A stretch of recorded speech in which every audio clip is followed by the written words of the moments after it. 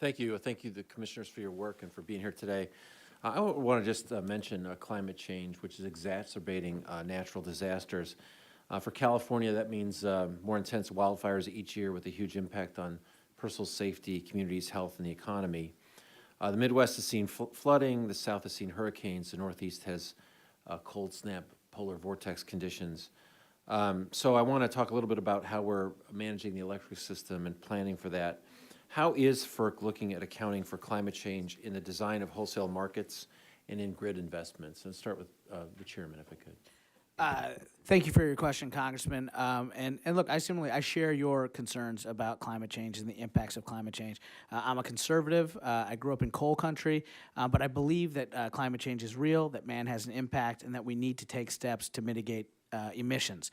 I've been very proud of the work that the Commission has played in really helping the U.S. become a leader in emissions reductions. And if you look at the statistics, the U.S. has been a leader in emissions reductions. Power sector emissions in the U.S. are at 1990s levels, and I think that's due to a couple of things. The markets that FERC oversees, we are breaking down barriers to access so that newer technologies. And how is that happening? I want to be very specific about what actions you're taking with respect to market design. Yes, sir. So I think by the markets work, competition works. Consumers are demanding cleaner energy sources.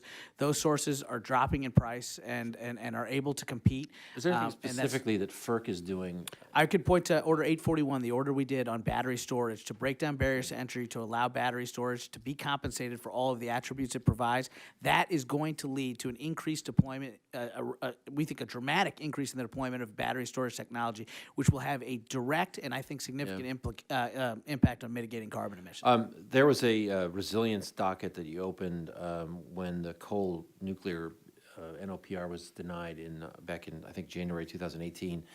You haven't taken any action on the resilience docket yet, is that correct? And when can we expect that? That is correct. We don't make projections on timing. It's a very complex docket. When Secretary Perry proposed the rulemaking in the fall of 2017, the action that he was asking for, compensating plants for having on-site fuel, we all found collectively that our record did not support that action.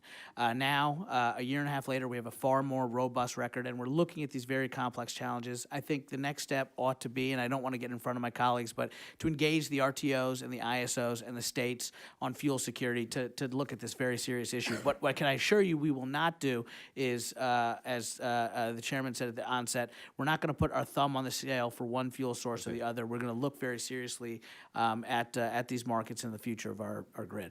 Ms. LaFleur, do you have any thoughts on this question? Yes, I certainly agree that the Commission has a responsibility to make sure that the resource rules in the markets are adapted to new resources and not just the traditional resources that existed when the markets were built. And I think we've done a lot over the last decade on demand response, variable energy, renewables, storage, and so forth. But beyond that, what we're seeing now is that since there has not been, in other environmental issues that the nation confronts, if Congress passes a law and says you have to reduce sulfur dioxide or whatever, then all the power plants have to conform, and the cost of doing that gets priced into the market. Right. Because there's not any national climate legislation, as you know.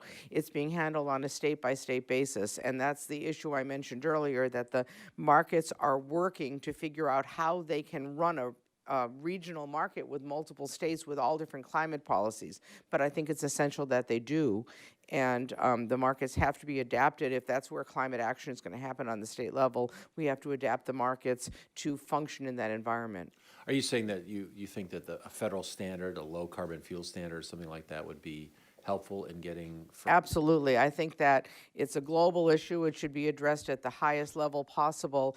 And if we had a federal standard, whether we were deciding whether a pipeline was consistent with the standard or whether a tariff in the market was consistent, we'd have a benchmark to look at. Right. Do they have enough allowances? Does this work with their standards? And it would be far more compatible, because the nation's electric grid is not state by state. It's big regions. Right. Okay.